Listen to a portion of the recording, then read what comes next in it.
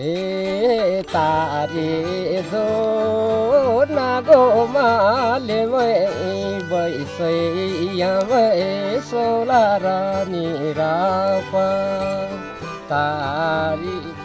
Ruby valley नाउँ नै सुन्दर, ठाउँ नै सुन्दर।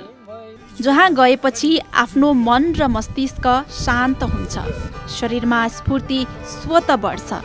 स्वर्गीय आनन्द लिन र स्वर्णिम यादहरू सङ्गाल्नको लागि उत्कृष्ट ठाउँ धादिङको गाउँ रुबी भ्याली।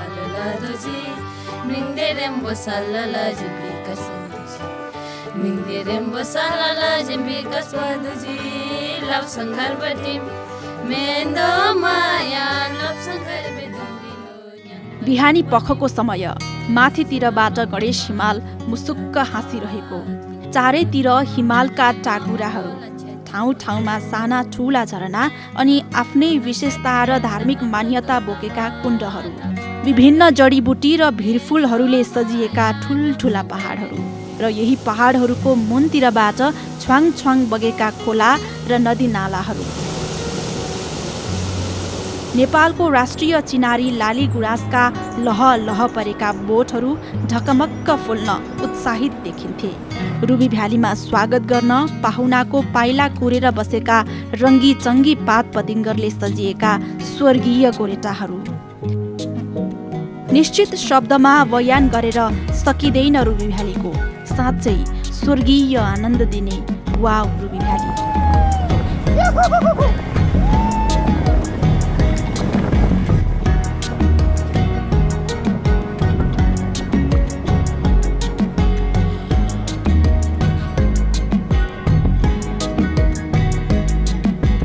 हो, रुबी भ्यालीसँग प्राकृतिक मोहनी यति धेरै छ कि जहाँ घुम्न जाने पर्यटकहरूका लागि सम्मोहित बनाउँछ। यी मनमोहक दृश्यले रुबी भ्यालीवासीको पल पलका दुःख बिर्साउँछ अनि हरेक बिहान नयाँ ऊर्जा प्रदान गर्छ।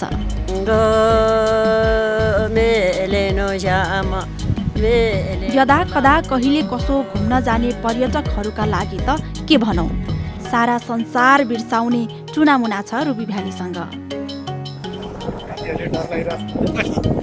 जीवको यो माथि गुटमा बसेर चाहिँ हामीले यो यात्रा हामी विशेष गरी भाइ यो यात्राले 7 पुस्तासम्म हाम्रो सम्बन्ध नघटिने गरी हामी यो यात्रामा छौँ र साथीभाइहरूले माया गरेर यो चिङ्गिज खान सरको यो टोपी ओढेर हामी यात्रा गरिरहेका छौँ। यो यात्रा अति नै रमाइलो, तर बोल्दा बोल्दै शब्दै अड्किने खालको रमाइलो।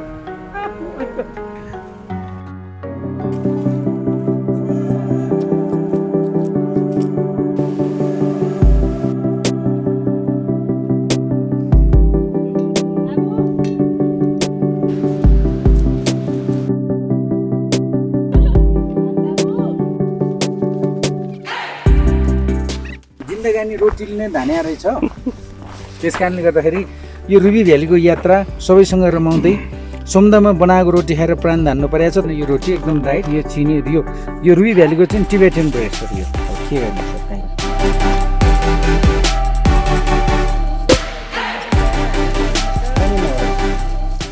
के हो रुबी? रुबी भनेको बहुमूल्य रातो पत्थर हो, माणिक्य हो। यो विश्वमा नै दुर्लभ खानी रत्न मानिन्छ। धादिङको उत्तरी भेगमा पर्ने साबिकको लापा, सेरतुङ र तिप्लिङ गाविसलाई समेटेर नामाकरण गरिएको रुबी भ्याली गाउँपालिकाको मुख्य विशेषता र गहना भनेको नै रुबी हो। रुबी यस गाउँपालिकामा प्रशस्त मात्रामा पाउन सकिन्छ। त्यसकारण यस पालिकालाई रुबी भ्याली गाउँपालिका नामाकरण गरिएको हो।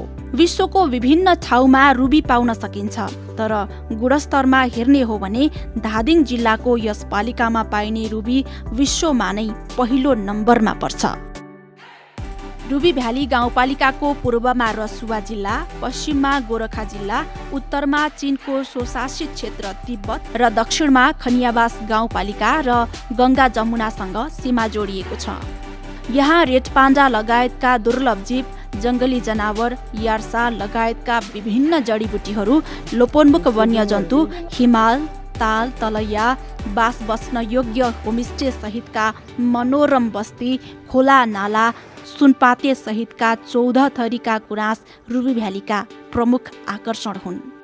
यो उचाइमा आउनको लागि 2 दिनमा हामी यहाँ आइपुगेका छौँ र 2 दिनमै यो उचाइमा आएर यो हिम श्रृङ्खलाहरू, गणेश हिम श्रृङ्खला र लाङटाङ गढी हिमाल श्रृङ्खला हामीले यहाँबाट अवलोकन गर्न सक्छौँ भने यहाँको समुदायहरू तामाङ र गुरुङहरूको चाहिँ सांस्कृतिक वेशभूषा, यहाँको रहनसहन र उनीहरूको चाहिँ सांस्कृतिक चाहिँ कार्यक्रमहरू हामीले अवलोकन गर्न पाउनेछौँ।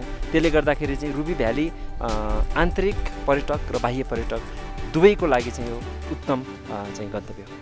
समुद्री सतहदेखि 3800 मिटरमा पाङसाङ पासदेखि माथि करिब 4250 मिटरको उचाइमा रहेको भ्यू पोइन्टबाट देख्न सकिने माछापुच्छ्रे हिमाल, लाङटाङ, मनासलु, अन्नपूर्ण लगायतका हिम श्रृङ्खलाहरूले पर्यटकलाई मन्त्रमुग्ध बनाउँछ। गणेश हिमाल चौथो र गणेश हिमाल 5औं हिमचुलीहरू पनि देखिन्छन्। गणेश हिमाल 5औंलाई स्थानीयहरूले पाविल हिमाल पनि भन्दछन्। रुबी भ्यालीलाई सुन्दरताको गहनाले बेर्दै हाँसिरहेको पाल्दुर पिक र गणेश हिमालले साँच्चै स्वर्गीय आनन्द प्रदान गर्छ।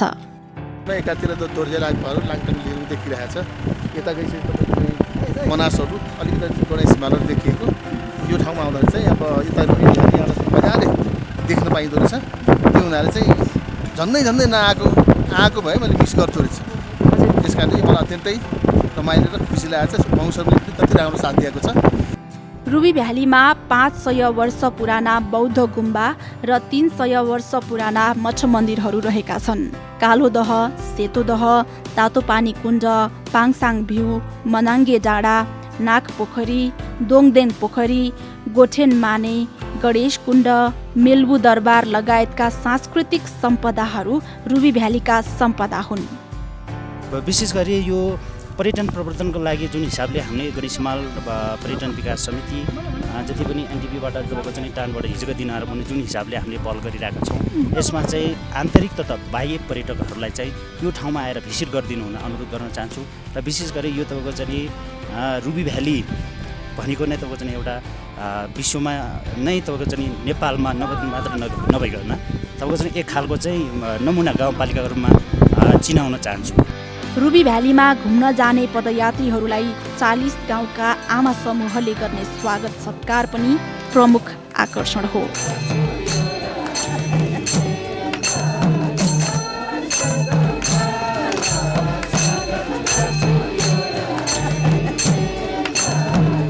यहाँको मेन्दोमाया लोक संस्कृति, मारुनी नाच, घाटु नाच, झाँक्री नाच, लामा नाच, घोडा नाच लगायतले पर्यटकलाई उस्तै मोहित बनाउँछ।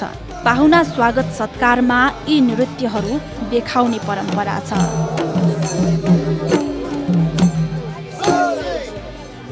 पर्यटन र तीर्थ पर्यटनका दृष्टिले यो पदमार्ग महत्त्वपूर्ण छ। यहाँ लोपोन्मुख पानीघट्ट, ढिकी जाँतो लगायतका परम्परागत तथा मौलिक संस्कृति झल्कने रहनसहन कायमै छ। यस पदमार्गमा 5 दिन 4 रातको भ्रमण प्याकेज तय गर्न सकिन्छ। प्राकृतिक, धार्मिक, सांस्कृतिक अनि पर्यटकीय हिसाबले पनि धनी रुबी भ्याली पदयात्रा गर्नका लागि 18 रुट रहेका छन्। तर ती रुटहरूमध्ये स्याफ्रुबेसी हुँदै जाने रुटलाई छोटो, सजिलो र उत्कृष्ट रुट मानिन्छ। काठमाडौँबाट स्याफ्रुबेसी 160 किलोमिटर टाढा छ। स्याफ्रुबेसीबाट गतलाङ, पार्वती कुण्ड हुँदै 40 किलोमिटरको दूरीमा रहेको सोमदाङमा भ्रमणको पहिलो रात बास बसिन्छ। त्यहाँबाट 6 किलोमिटर उकालो लागेपछि 3800 मिटर उचाइमा रहेको पाङसाङ पास पुग्न सकिन्छ। पाङसाङ पासको भ्यू पोइन्टको करिब 4250 मिटरको उचाइबाट चारैतिर हिम श्रृङ्खलाहरू अवलोकन गर्न सकिन्छ। साबिकको तिप्लिङ गाविस अन्तर्गत लाब्दुङ हुँदै 23 किलोमिटर हिँडिसकेपछि गुरुङ जातिको बस्ती 40 गाउँ पुग्न सकिन्छ। 40 गाउँमा न्यानो स्वागत र स्थानीय खानेकुराको स्वादसँगै लोक सांस्कृतिक आनन्द लिन सकिन्छ। यसै क्रममा निकै बाक्लो बस्ती भएको सेर्तुङ गाउँ पनि भ्रमण गर्न सकिन्छ। 40 गाउँको बासपछि 10 किलोमिटरको यात्रामा बोराङ पुगिन्छ र यहाँबाट 12 किलोमिटर हिँडिसकेपछि डुन्डुरे आइपुग्छ। डुन्डुरेमा खाजा नास्ता गरेर जीप मार्फत 25 किलोमिटरको यात्रापछि मात्र धादिङबेसी पुगिन्छ। धादिङबेसीबाट काठमाडौँ 86 किलोमिटरको दूरीमा छ। सहरको सकसबाट उम्केर केही दिनको रमणीय अनुभूति सङ्घाल्न राजधानीबाट नजिकको गन्तव्यका रूपमा परिचित छ रुबी भ्यालीको पदयात्रा।